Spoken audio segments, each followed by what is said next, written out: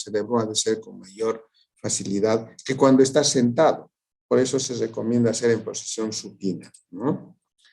La anestesia, en lo posible, debe ser eficiente, fundamentalmente, ¿en qué términos? Me refiero a realizar el menor número de punciones. Si van a hacer anestesia, que sea 1 o 2 punciones suficiente y no estén a cada rato pinchándole, y utilicen la anestesia suficiente como para provocar el mejor efecto. A eso se llama eficiente, ¿no?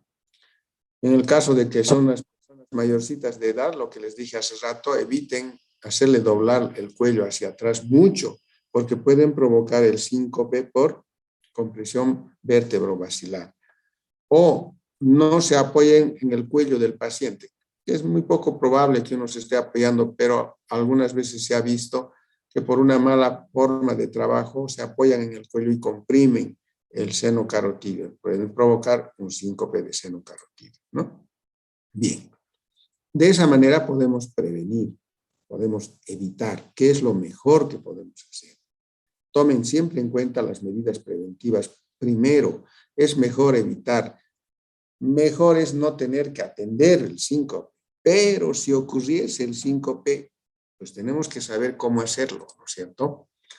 Inmediatamente que el paciente ha perdido la conciencia y ustedes se han dado cuenta, ya desde la lipotimia inclusive, y si el síncope se ha presentado rápidamente, coloquen al paciente en posición supina. Primera condición.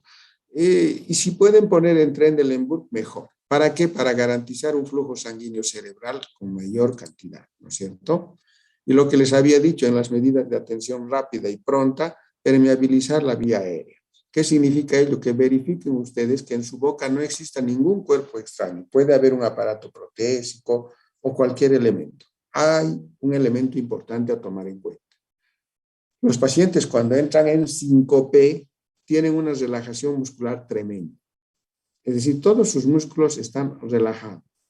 Y si está el paciente en posición supina, con la cabeza o los ojos mirando hacia arriba, comprendan que hay un músculo en la boca que es muy movible, que se llama lengua. Hay un órgano con músculos que se llama lengua.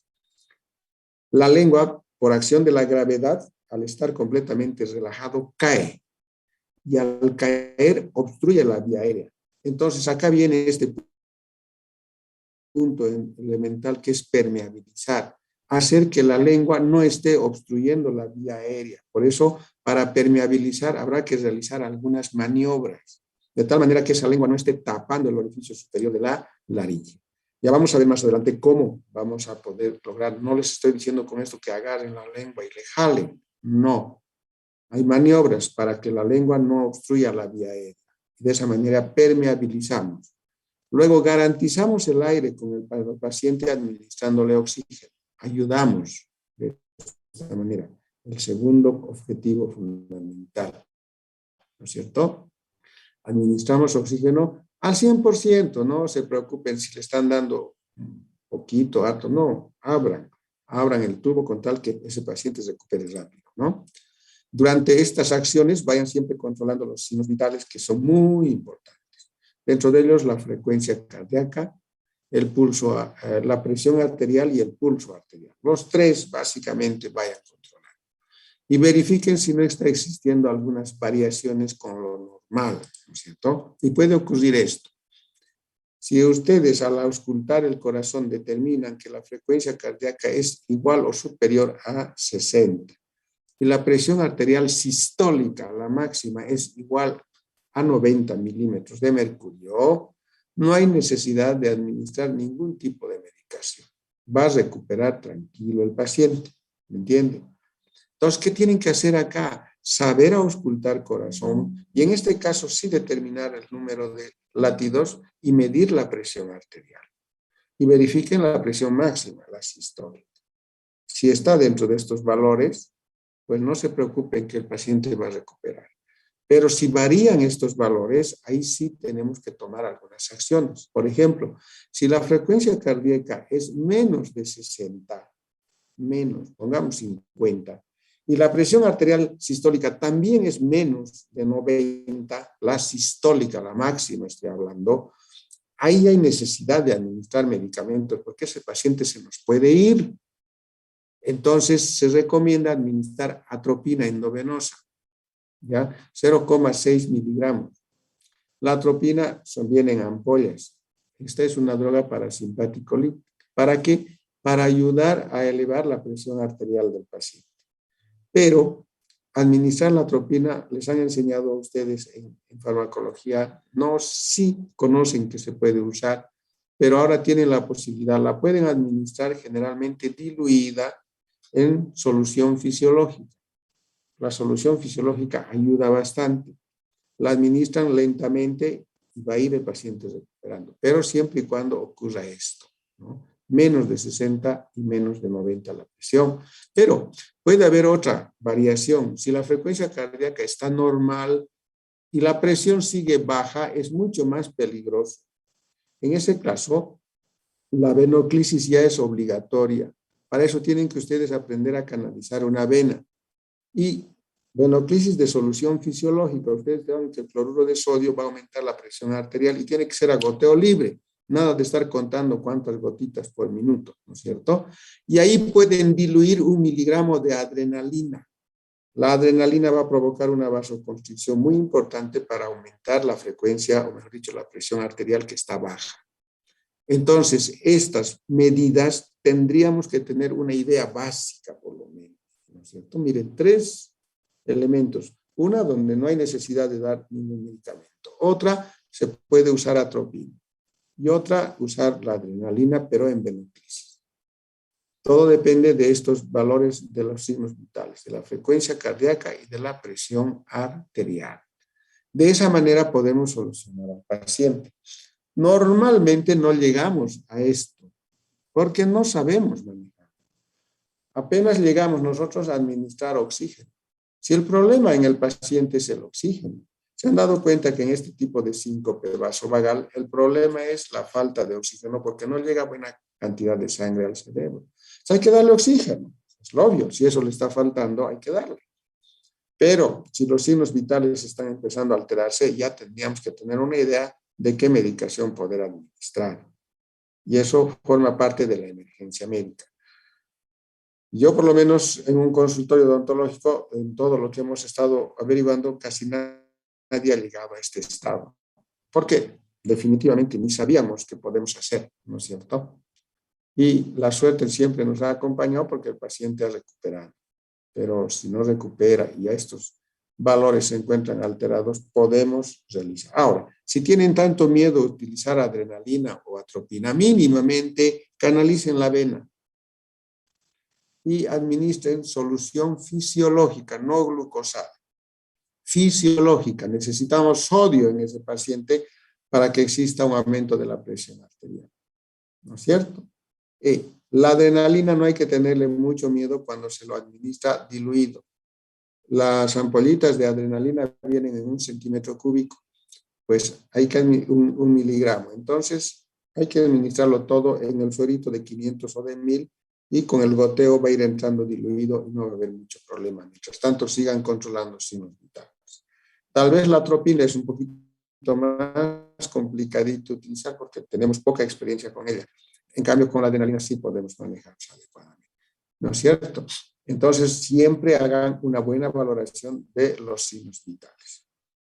La posición de Trendelenburg es muy importante. En el sillón odontológico, el equipo nos favorece. Nosotros podemos poner en posición supina al paciente de esta manera, donde los pies y el tórax se encuentran un poquito más elevados con relación a la cabeza, un poquito. No es necesario que los pies estén muy arriba, como ocurre muchas veces, ¿no? Pero en esta posición, si el paciente está en síncope, ya les decía, los músculos están relajados y la lengua cae. Al caer, tapa la vía aérea y no puede respirar el paciente y se puede morir por asfixia. Entonces, para evitar eso, hay que hacer algunas maniobras. Por ejemplo, algunos recomiendan la hiperextensión de la cabeza, pero cuando hay relajación muscular es muy peligroso. Todo está tan blando que pueden provocar fractura de vértebras cervicales. Entonces, ¿qué es lo mejor que hay que hacer en este paciente? Miren, hacer una maniobra como esta que estamos viendo, puede hacérselo en el propio sillón odontológico, que se llama la maniobra frente-mentón. Apoyamos la mano derecha en este caso, depende en qué lado están, sobre la frente, que estuviera apretando la cabeza contra el cabezal y con los dedos índice y medio de la mano izquierda colocar debajo del mentón y llevarlo hacia atrás y hacia arriba. Entonces la cabeza va a rotar, va a girar la cabeza un poquito, va a entrar en un cierto grado de hiperextensión y de esa manera la lengua se va a levantar. Se levanta la lengua y ya aire va a empezar a ingresar. Y podemos ahí administrar el oxígeno correspondiente, como están viendo acá, para que el paciente recupere. Nunca le dejen con el oxígeno puesto sin que esta maniobra esté garantizada si entró en síncope, porque el oxígeno no va a entrar a los pulmones porque la lengua está obstruyendo la vía aérea. ¿Me entendieron? Cuando estén haciendo un acto operatorio, cualquiera, o una cirugía, en este caso, y se presentara síncope en el paciente, dice, no deben de realizar ninguna atención por lo menos 2 horas después del síncope. Ese es un parámetro medio. Hay que dejar que el paciente recupere y de 2 horas de repente poder volver a continuar con la atención. Pero es mejor suspenderlo hasta el día siguiente o 2 días. No que ocurra como una vez en la facultad pasó, una paciente que entró en síncope, logramos recuperarla, ya le dijimos que se fuera, pero la estudiante, como le interesa tener ficha, sin que nos demos cuenta, la volvió a meter a la clínica y otra vez estaba pretendiendo seguir haciendo su cirugía y de pronto había el gran riesgo de que la paciente vuelva a entrar en un síncope mucho más severo. Entonces tengan mucho cuidado. Si un paciente en su consultorio ha padecido esto, suspendan la sesión, programen para otro día y no va a haber problema, hagan sus medidas preventivas, profilaxis, etcétera, para no tener problemas. La medicación ansiolítica es muy importante y las otras recomendaciones de prevención que les he dado son vitales. Uno no se da cuenta que haciendo eso se evitan de problemas, ¿no es cierto? Esa es una de las causas para la pérdida de la conciencia. Otra es la hipoglucemia, la falta de glucosa. Ahí vamos a quedar para la próxima clase. ¿Alguna pregunta?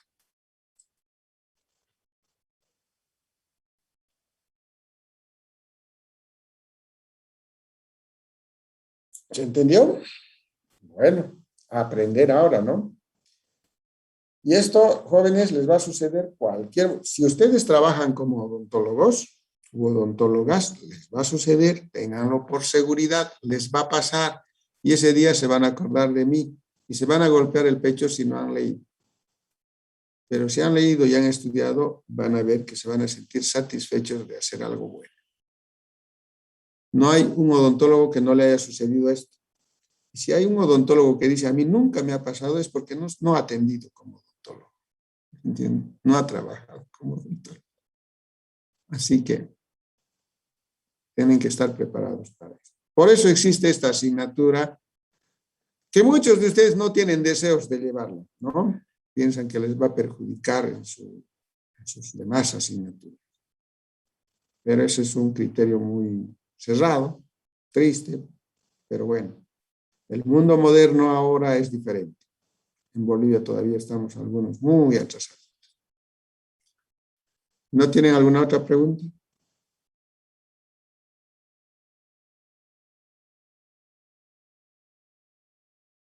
¿Ninguna? ¿Todo está bien? Em, para las prácticas, yo creo que ahí vamos a preguntar más. Para la primera práctica, ¿qué vamos a necesitar, doctor? ¿Qué vamos a hacer? Ya les he dado el trabajo para las prácticas que vamos a empezar desde el día miércoles, así que tienen que prepararse. Yo voy a ir pidiendo esos trabajos que les he dado la anterior clase. Ya saben que tienen que buscar, que tienen que investigar, que tienen que hagan su actividad asincrónica ahora ustedes en sus horas libres y van a venir a demostrarme lo que han investigado ya las siguientes clases. Yo les voy a ir preguntando y voy a ir evaluando. ¿Sí? Todas las prácticas tienen una evaluación. Para el que no ha leído, el que no sabe, ni modo, ¿qué podemos hacer, no? Todo está relacionado a los exámenes complementarios.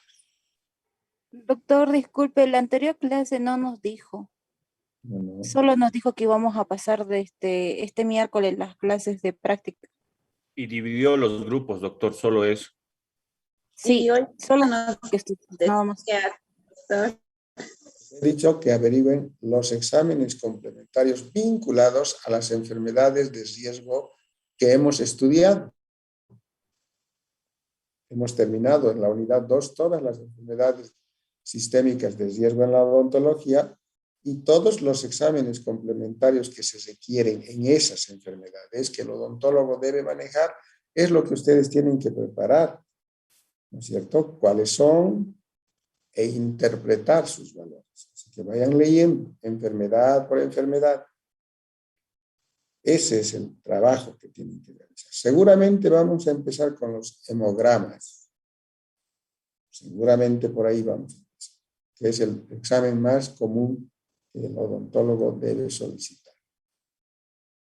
Así que yo no puedo darles más detalle que eso. Revisen qué es un hemograma, de qué partes consta un hemograma, cuáles son los valores normales de un hemograma, qué interpretación le damos a cada uno de sus valores, etcétera, etcétera. Si no, no tiene sentido. Eso es un trabajo independiente de parte de ustedes, ¿ya? Así que ahora se van a dedicar a leer estomatología médica. Hemos avanzado la teoría. Mucho de eso ya hemos hablado. Mucho de la tarea que les estoy diciendo que van a hacer en práctica, hemos hablado. Mucho. Y los que tienen grabaciones lo deben tener. Así que no te, simplemente ahora las vamos a ordenar. Así que no me digan que nunca hemos hablado. Cuando hablamos de la aspirina hemos hablado. Cuando hemos hablado de la warfarina hemos hablado. Cuando hemos hablado del hígado hemos hablado. En fin, de tantas enfermedades. Cuando hemos hablado de la diabetes hemos hablado.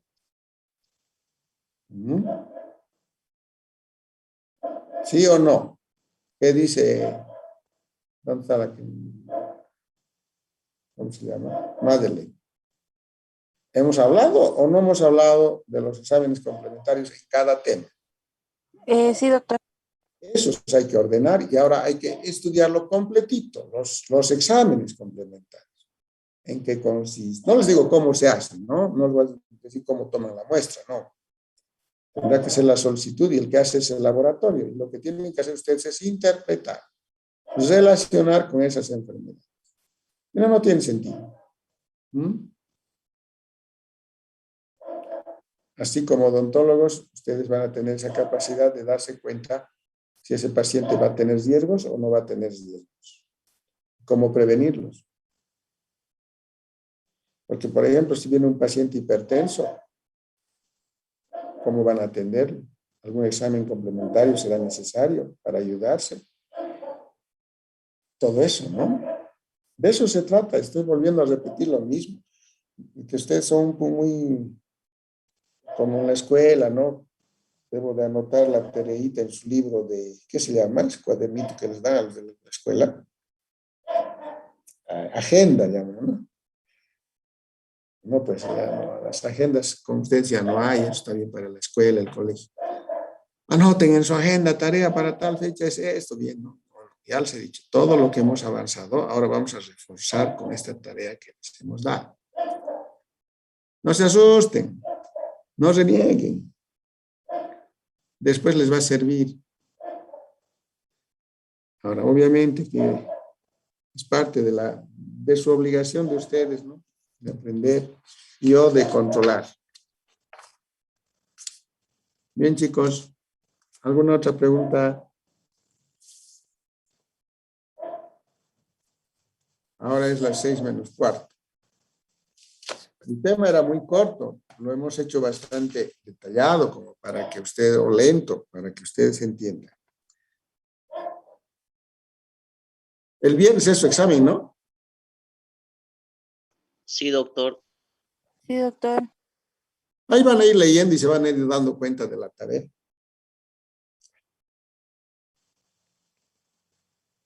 Bueno, chicos. ¿Alguna otra pregunta? Ya estarán estudiando, supongo. No me van a decir que van a estudiar una noche antes.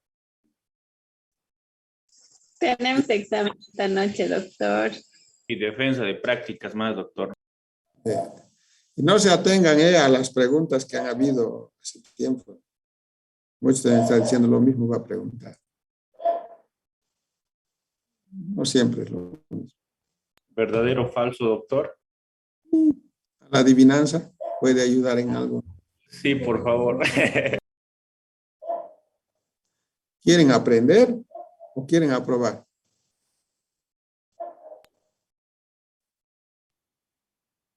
Pregúntense, ¿quiero aprender o quiero aprobar? Así, dos cositas. Y respóndanse. Una de las dos nomás tiene que ser. O aprenden o aprueban.